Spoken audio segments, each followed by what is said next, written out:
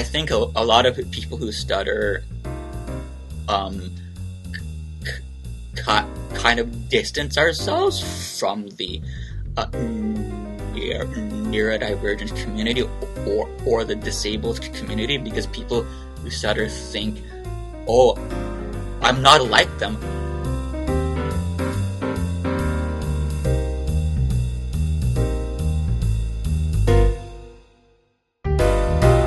Welcome to Some Stutter Law, Newfoundland Labrador's first podcast about living with communication differences. It is a production of the Communication Collaborative and is in solidarity with the Newfoundland Labrador Stuttering Association. My name is Greg O'Grady. I am a person who stutters and your host. Some Stutter Law is a unique opportunity for us to discuss topics, experiences, and perspectives on what it is like to live with communication differences, to live with a disability, but also to uplift and inspire, to rebuild confidence through inclusive language and themes, and to instill hope by dismantling myths, stigma, stereotypes, and barriers surrounding speech, language, and disability challenges. Some Stutter Law is a safe space to speak and to own your truth, a safe space to communicate differently without the fear of being judged or feeling shame. If you only get one thing from this podcast, we hope it's this. It's okay to stutter and it's okay to communicate differently. It's not how we communicate that's important, it's the message that's important. So let's communicate differently without the need to ask permission or to apologize for being you. For more information about the Communication Collaborative or this podcast, you can find us at somestutterlaw.ca.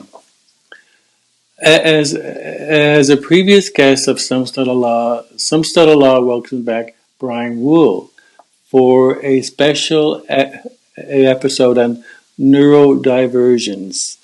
Brian, that's a mouthful for a person who stutters, as you know.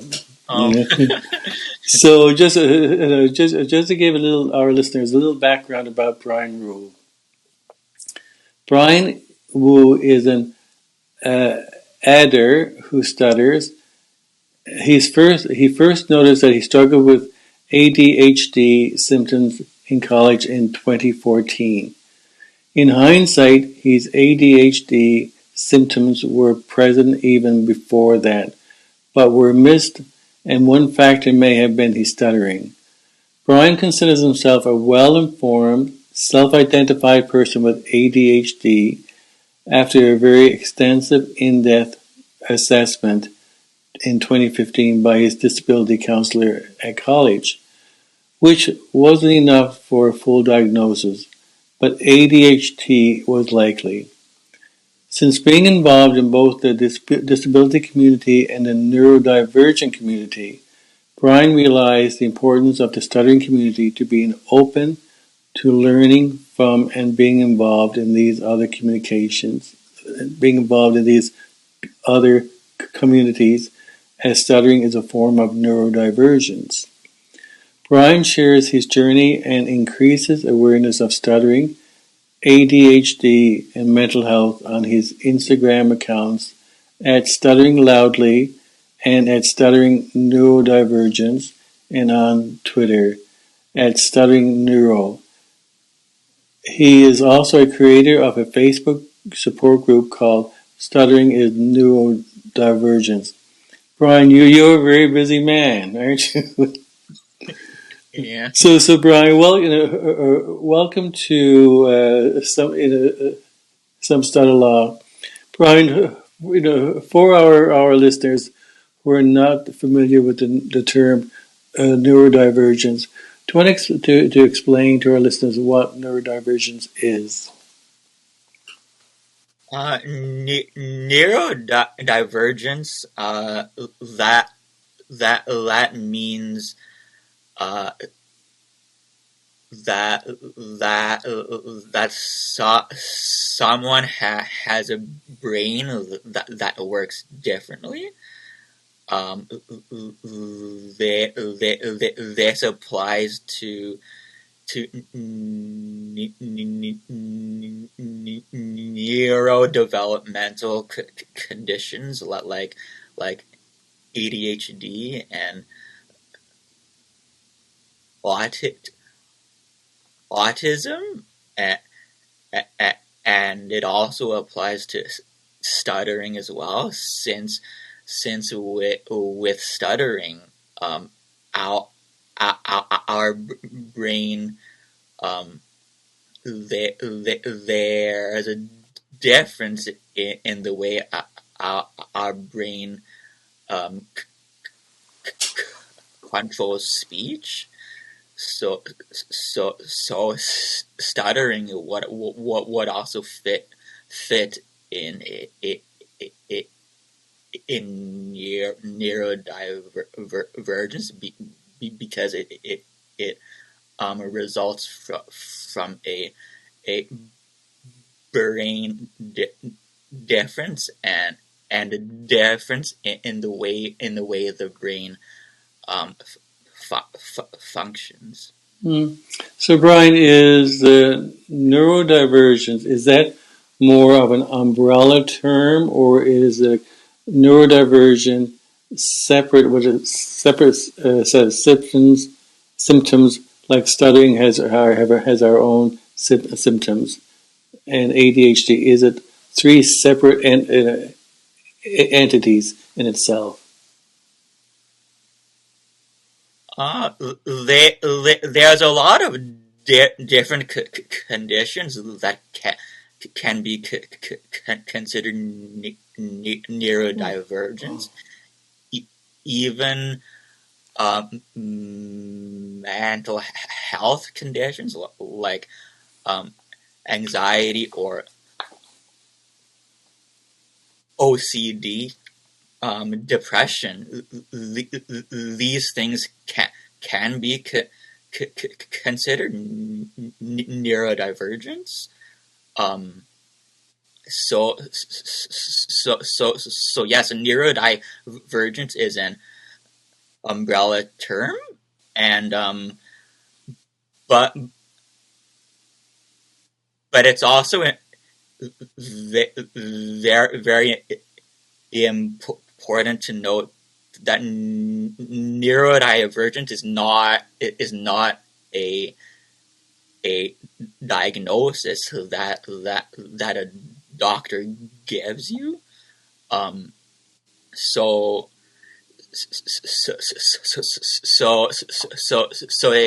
it's actually more of a community and an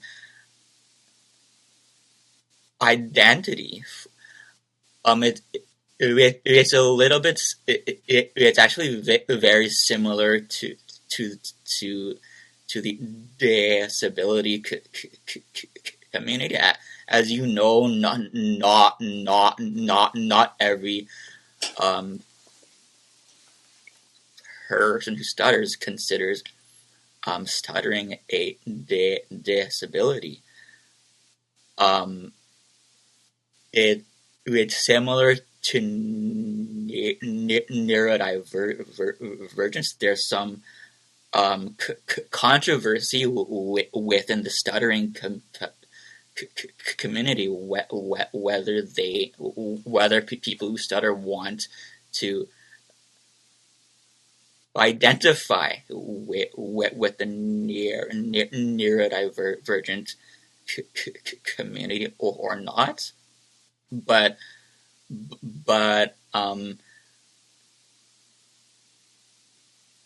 if we're going by the definition of what neurodivergence is, which is which is a difference in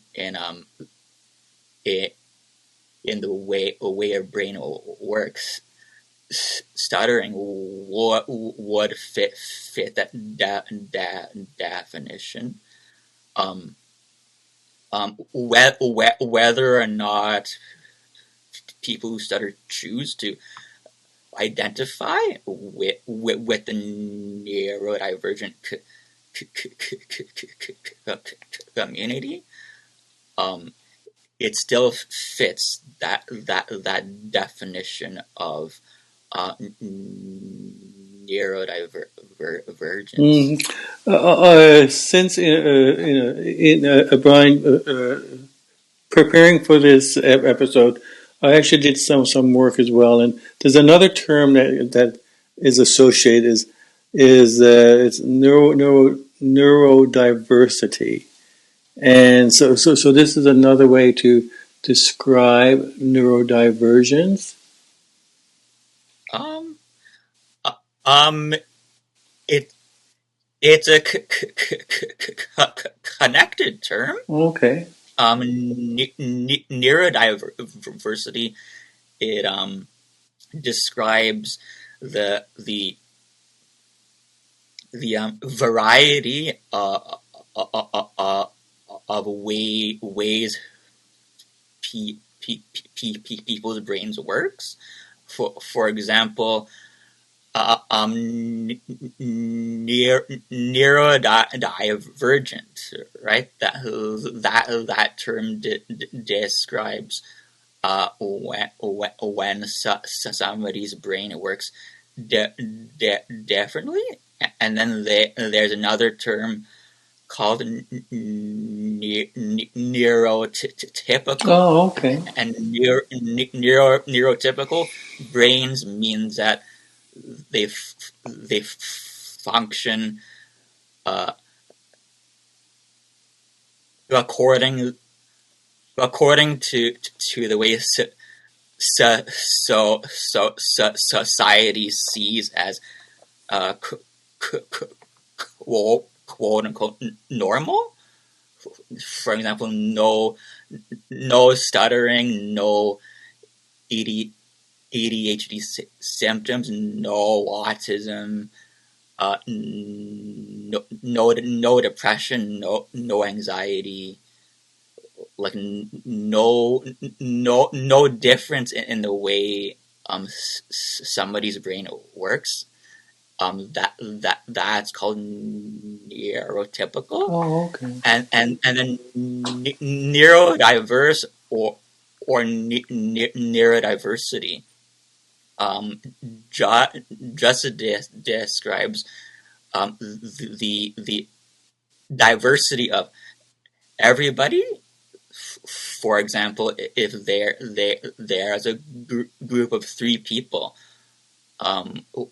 or one person might have a stutter, the other one might have ADHD, the other one might have no brain difference. So we can call this group of 3 people neurodiverse, since this group of 3 people, they all have brains that function differently. Well, Brian, I'm learning a lot about neurodivergence. Now, Brian, you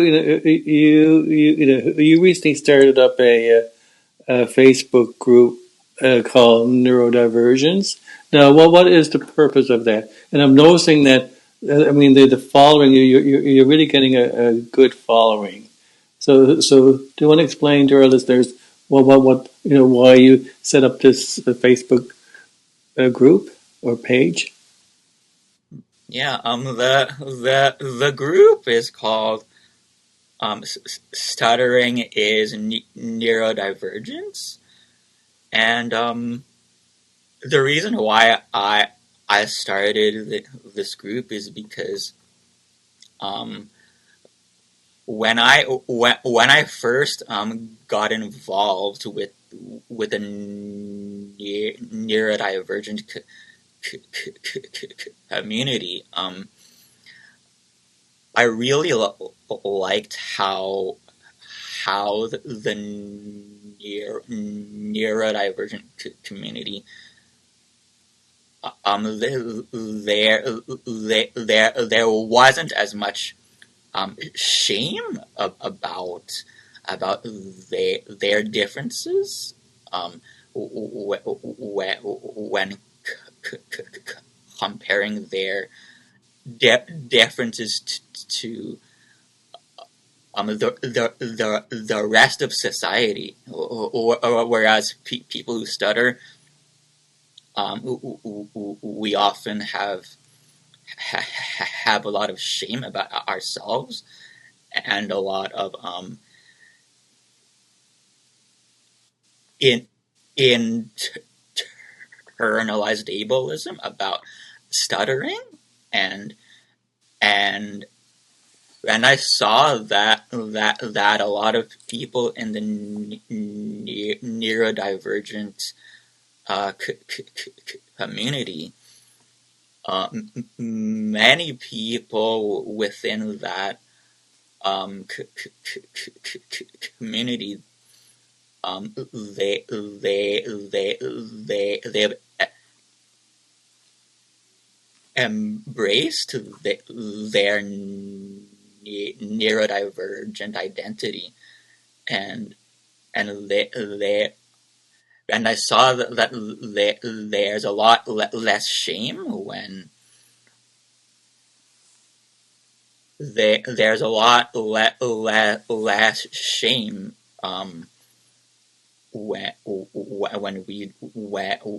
we just embrace the way our brain works and say, oh, I just act this way because my brain works differently, or I just speak this way because my brain works differently, and I think this this mindset really helps with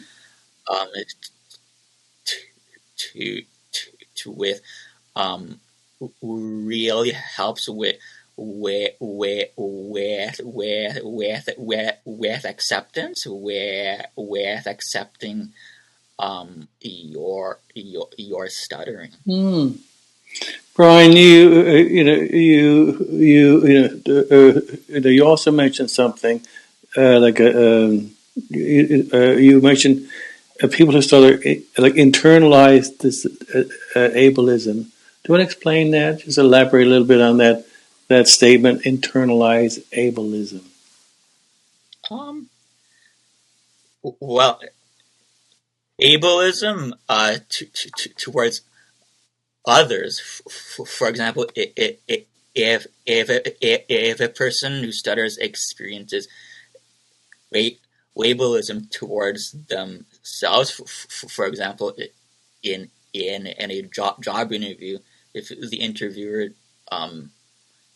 doesn't want to hire them because of their stuttering, and that's due to ableism towards the person who stutters, but with internalized ableism, when the person who stutters might think, I'm not good enough for this job, or I'll never get this kind of a job because I stutter. That is a form of internalized ableism. Interesting, Brian. When you when you also mentioned when you were describing your Facebook group, I guess one of your goals is to for the neurodivergent community to to embrace their differences. Now, would would you be able to elaborate on on the challenges that we all have, especially as people with ADHD, mental health issues, stuttering. I mean, to actually embrace our challenges. Do you know what would be a good? Do you have any pearls of wisdom for us all then? Uh, I I think a lot of that is just um, I think a way really move forward with that is to be willing to learn from others in the neurodivergent community or or or the disabled community, because um, I actually see that there's a lot of value from listening to other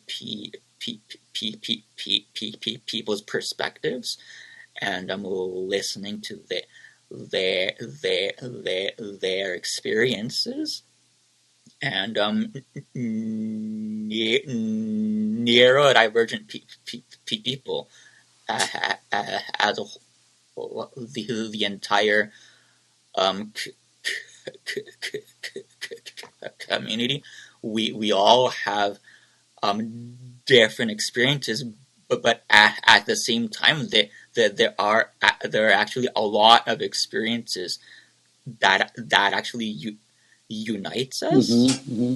Um, I think a lot of people who stutter um, kind of distance ourselves from the neurodivergent community or the disabled community, because people who stutter think, oh, I'm not like them. I'm not like the other neurodivergent people, or I'm not like other disabled people. And I think when we think like that, like I, I'm not like them, so I'm going to distance myself from that community that prevents us from listening to their experiences and learning from them, and from my involvement in those um, communities. I, I learned that we actually have a lot in common, um, even even if we might not have the exact same uh, condition. There is still a lot of um, common experiences that neurodivergent people or disabled people have it, in common, and I think we can unite in that way and find community in that way when we see when we see our um, similarities in experiences, but also learning from from our differences as well. We can also be an ally to others who even if we might not share the same neurodivergent condition, and I think that's also one of the aspects of the um, neurodivergent community. Brian, what is your definition of disability? I mean, as you and I both know, as people who stutter, there's and there's something that you and I have discussed before. There's a 50-50 split about whether Mm-hmm. people who stutter are disabled. But what is your personal definition? Uh, I just go by what the law defines it as, which is if you have a condition that affects your quality of life, or that might result in discrimination, then it's a disability. Because if when we identify with a disability, we're protected under the law from discrimination. Brian, when you talk about neurodivergence, I mean, what I sense, it's an umbrella term. How does mental health fit under this now? Because I mean, you're a person who stutters. You also have a diagnosis of ADHD, and you mentioned that you have mental health challenges. So, how does mental health fall under this, or is this all part of the various disabled groups that are under this umbrella? Um, mental health conditions, they also fall under neurodivergence, but with neurodevelopmental disorders like stuttering, ADHD, mental health uh, plays a big role in those conditions. Um, for example, anxiety can make stuttering worse. It also might make ADHD symptoms worse as well. And but also the same thing can be said if we switch that around. Stuttering can make anxiety worse, and ADHD symptoms might also make anxiety worse. So neurodevelopmental disorders and mental health are very closely related. But the individual mental health diagnoses like anxiety and depression, the individual diagnoses, they also fall under neurodivergence. When was this term developed now, Brian? Like neurodivergence. When was it? Uh, When I did all this come to attention? I don't remember. I think in the Okay, 90s, okay. but I might be wrong. It might have been in the 80s Mm, too. So it's a relatively new term, and that term was at first, um, it was tied to the autism community, then that then people from other communities identified with that term to because all it means is that um, your brain works differently, and it's a way to celebrate those differences, and to also recognize that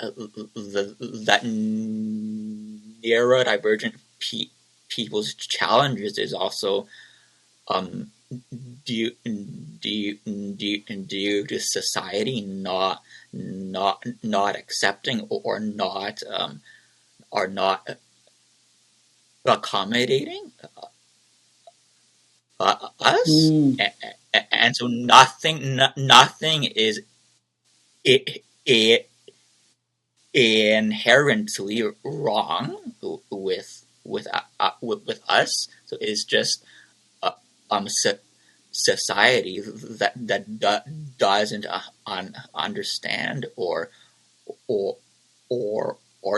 it isn't as open to accepting or accommodating neurodivergent brains.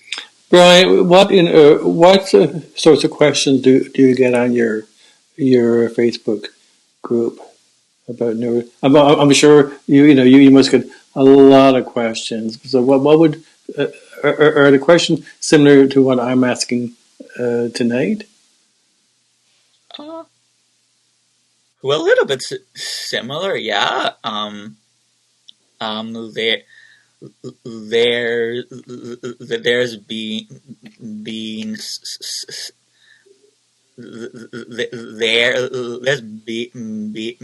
a few people who are skeptical of whether or not stuttering is a neurodivergence. But again, so my view on that is that that is due to internalized ableism, or also it can be due to ableism towards the rest of the neurodivergent community, because I think a lot of people who stutter think, well, they have a view that stuttering just affects their speech, so that's why they feel like they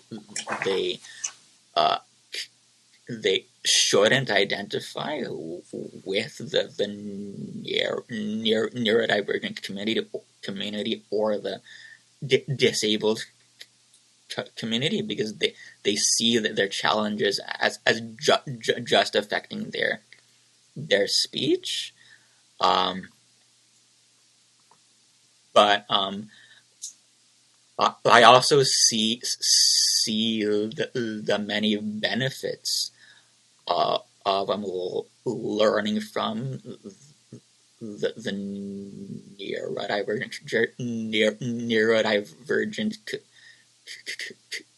community, and to be open to seeing our similarities within the community, and learning from our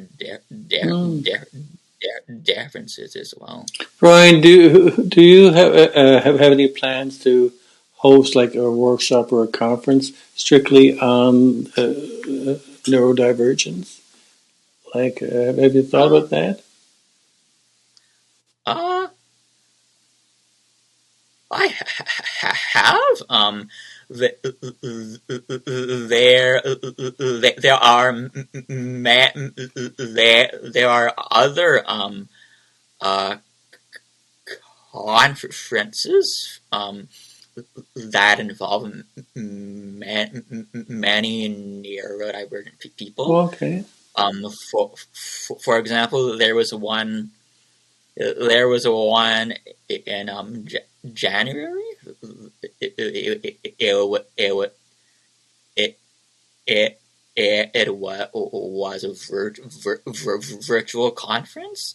It was called the I think it was called the lived experience, the neurodivergent lived experience summit. Mm. And so what the summit was is the organizer invited people who identified with many different neurodivergent conditions.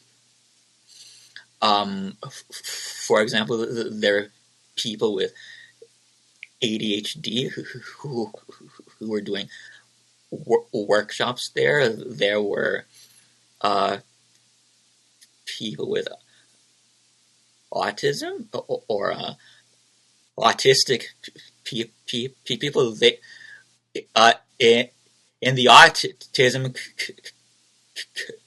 community, they actually prefer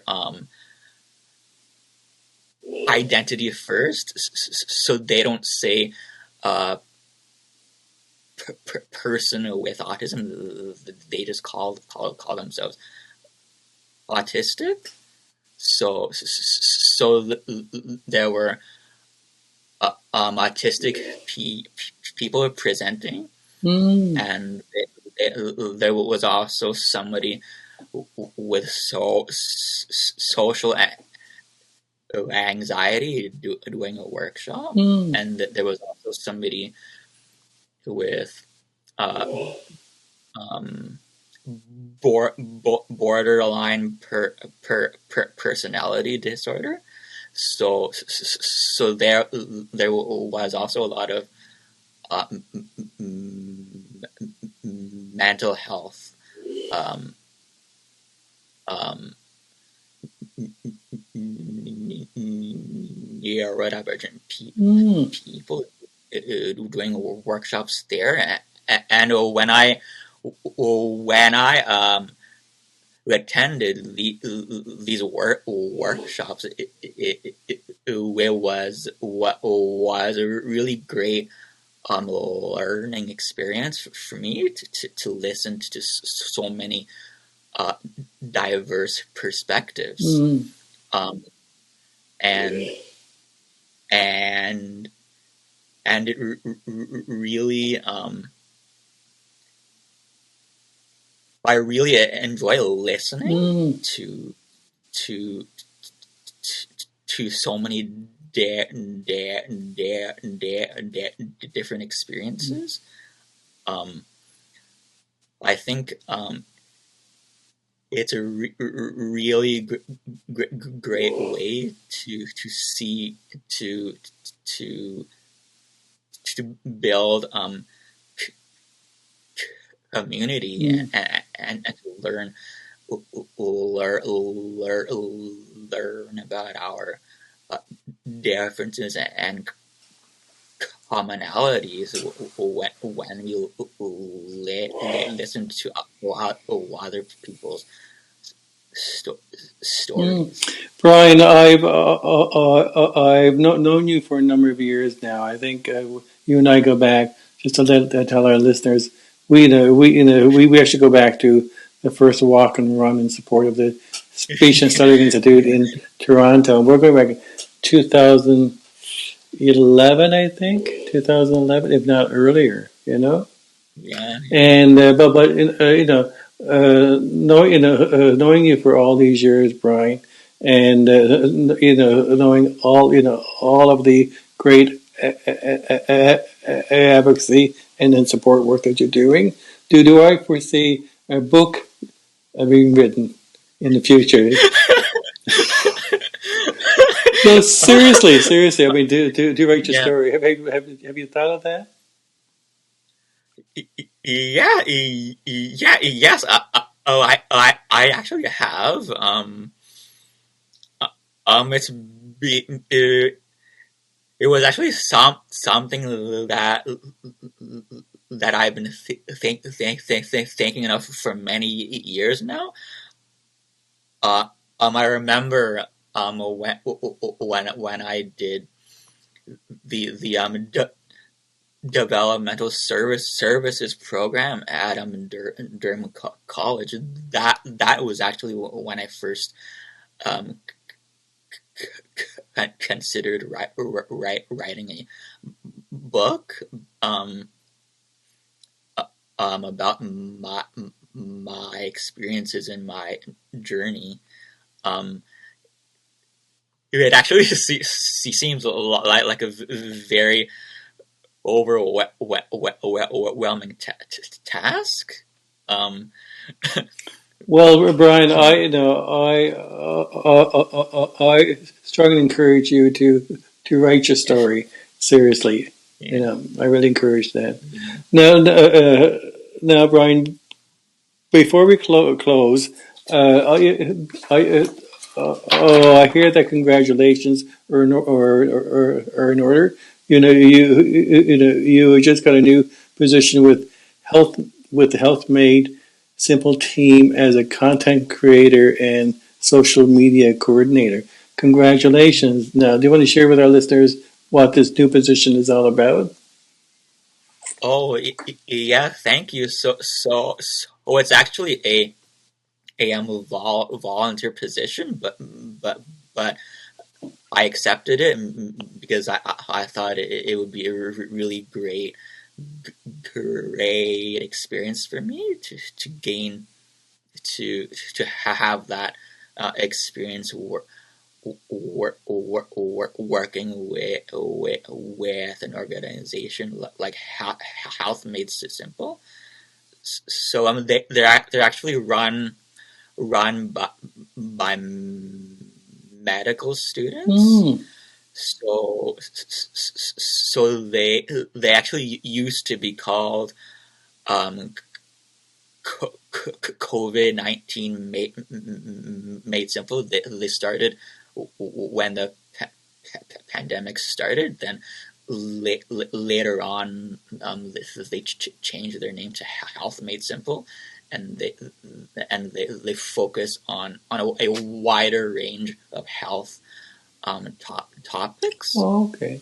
And so when I told them about myself and my background with working with individuals with disabilities and my own uh, lived experience with stuttering and ADHD and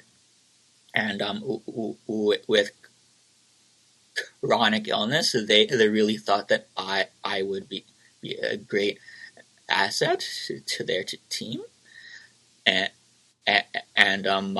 oh, I was happy to accept the uh, position because I'm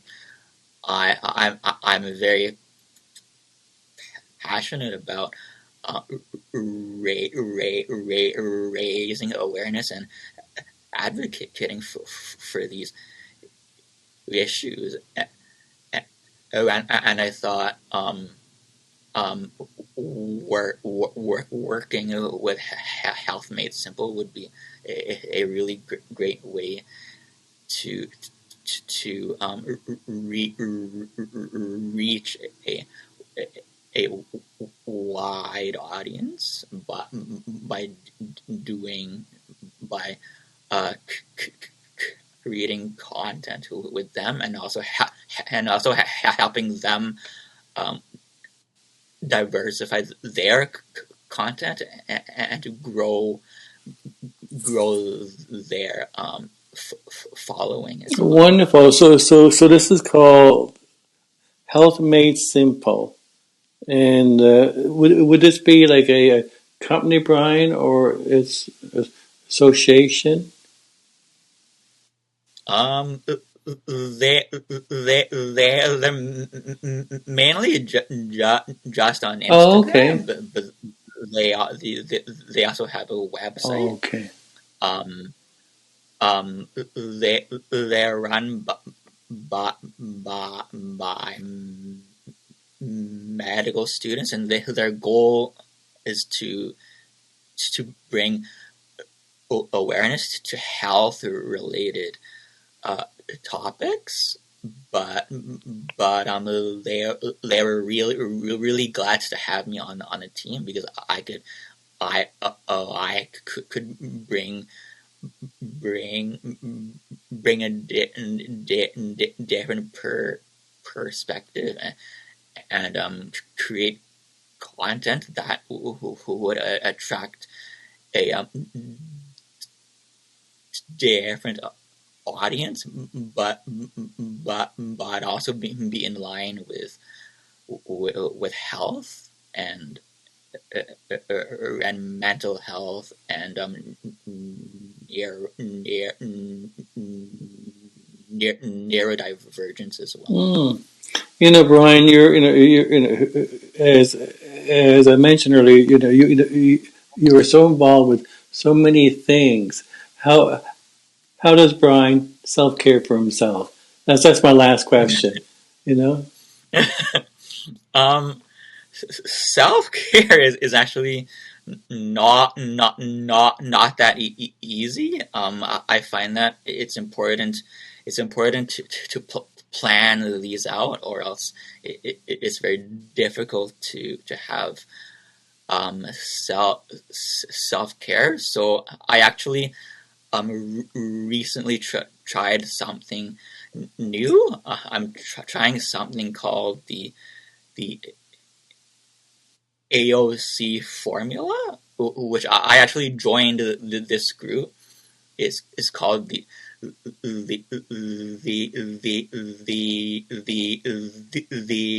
Accountable Otters Club.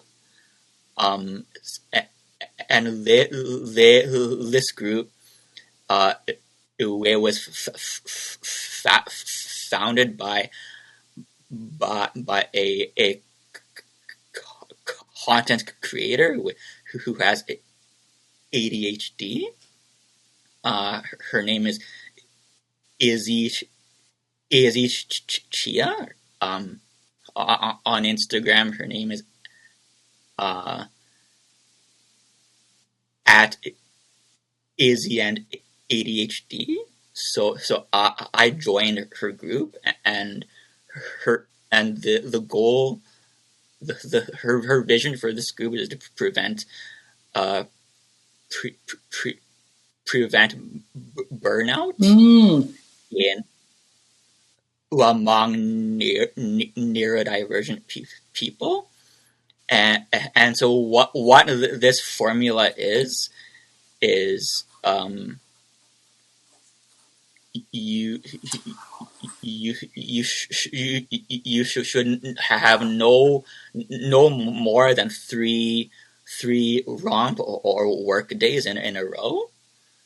So, for example, if I work on my schoolwork for 3 days, then the next day would be a raft or a rest day. So I've been doing that, and Brian, seriously. I've been giving a schedule for myself. Now, Brian, do you actually know how to rest up?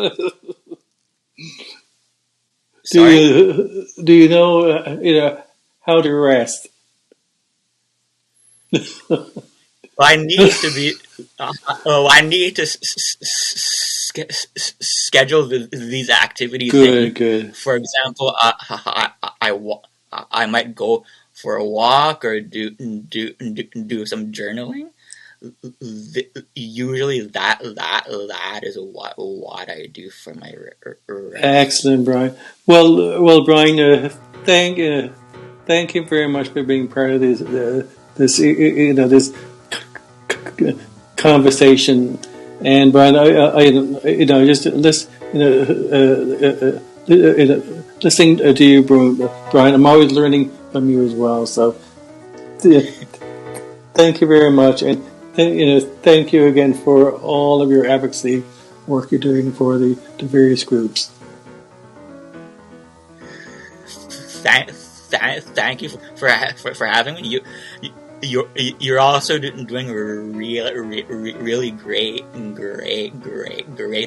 work too. Oh, thank you, Brian. But anyhow, we will have you back for another conversation, definitely.